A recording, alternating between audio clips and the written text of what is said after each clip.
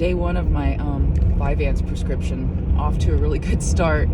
I actually left for work on time for the first time in God knows how long. I'm serious. I can't think of the last time where I actually left for work right on time. I'm always leaving 10, 15, 20 minutes late. I just completely lose track of time. I spin in circles getting ready in the morning. It's like every morning I forget to do my morning chores and I'm reminded by the meowing cat or the anxious dog, ridiculous. This morning just got everything done, got ready, got to be sweet to my girl, and hit the road on time. Now, being late for work has never been an issue for me with my family business. I made my own schedule and I'm always staying late, which I kind of use to justify showing up to work a little late. It's always been okay, so I've just made excuses for it, I show up 10, 15 minutes late to work, but I work an hour, 2 hours later than my scheduled time. And it's not always because I have to, it's because I've gotten behind in the day. Anyway, wanted to share those details. They are relevant to the journey, and I'm excited. I'm leaving for work on time. That's a weird thing to be excited about, but it's a celebration.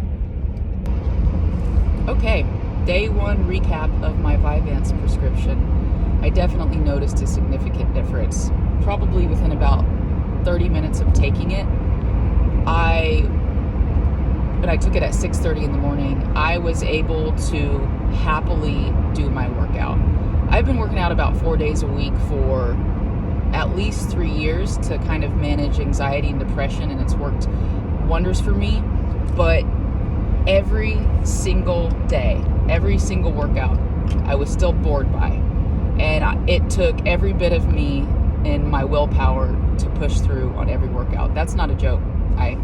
I've always hated working out, but I do it like medicine, and the benefits are you're healthy and your body looks nice.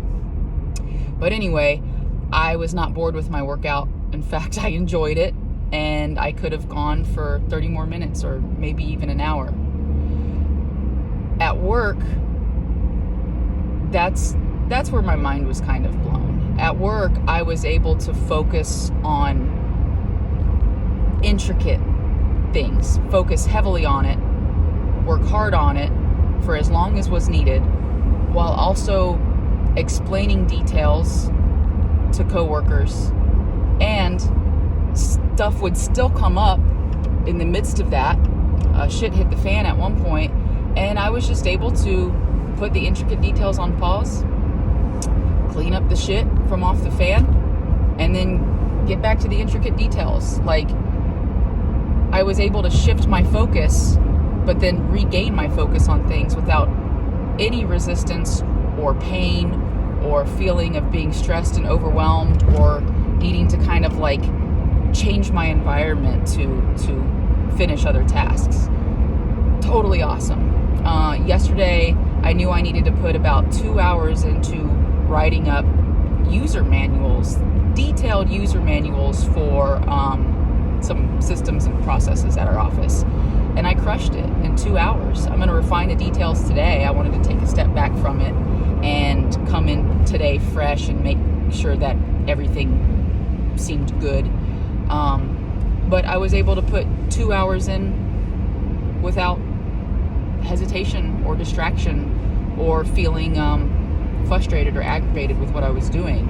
And I was very aware that if I was doing that off prescription, I knew the exact parts where I would start to feel pretty aggravated with what I was doing and needing to take deep breaths or maybe walk it off and go up front to the reservations department and talk to people. But no, I was able to get it done. Yesterday, I was pretty focused on managing my expectations with the prescription. I think I started off with incredibly high expectations that were not perhaps based in reality. But the cool part is I didn't get frustrated by anything. I was able to just kind of process it the right way. For example, as I was driving to work, about an hour and a half into my prescription kind of taking hold, I was listening to the audiobook ADHD 2.0, and I had to do that classic thing where I'm like, oh shoot, I wasn't paying attention, rewind 30 seconds later. Oh shoot, I wasn't paying attention, rewind 30 seconds or a minute and a half.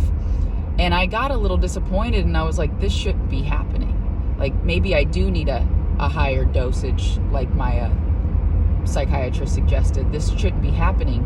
So when I finally was like, okay, you're going to pay attention, I was able to, but I realized that it was a highly technical chapter, and I didn't even know what a lot of those words meant.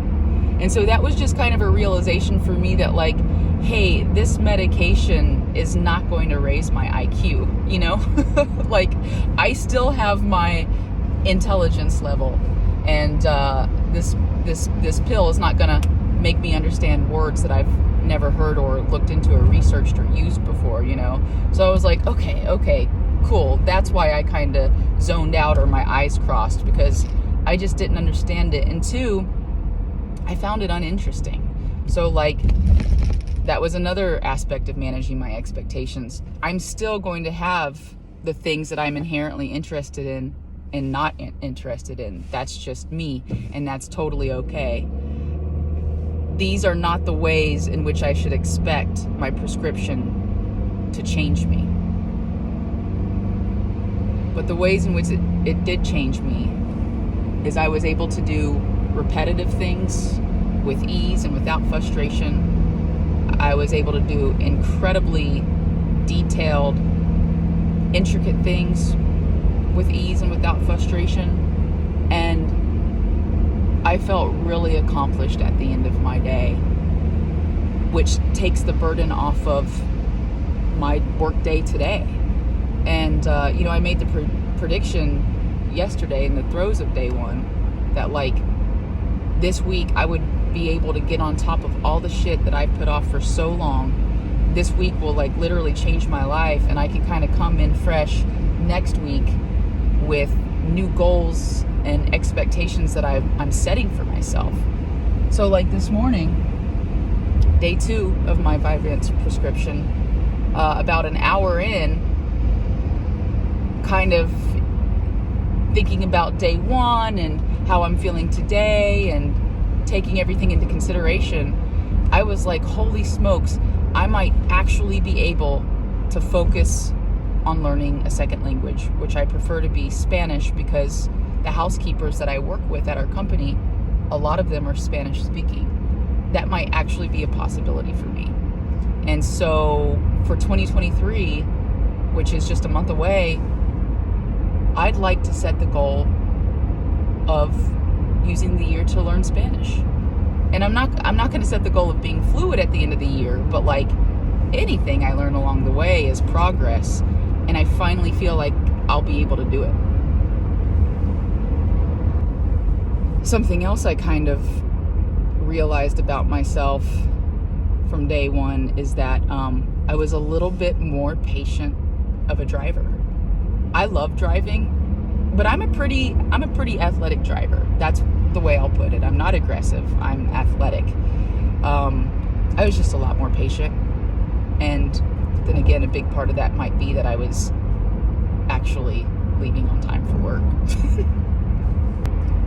And another beautiful thing that I experienced on day 1 was I never lost my train of thought. I am notorious for speaking and then boom, the thought is gone, like gone into the road. And it takes a lot of this and saying, hold on a second, to regain the thought, which is not cute in a professional setting, you know. I never lost my train of thought yesterday. Oh, which leads me into another expectation that I had to manage.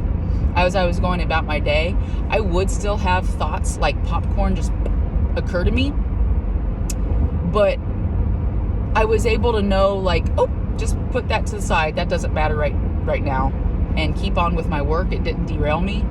Or if the if the thought popped up and I was able to divert my attention and, you know, jump on that thought real quick, I could do it and then go back to my work. So yeah, the recap on that was like, even though thoughts would still occur to me like popcorn, they never derailed me, which is huge.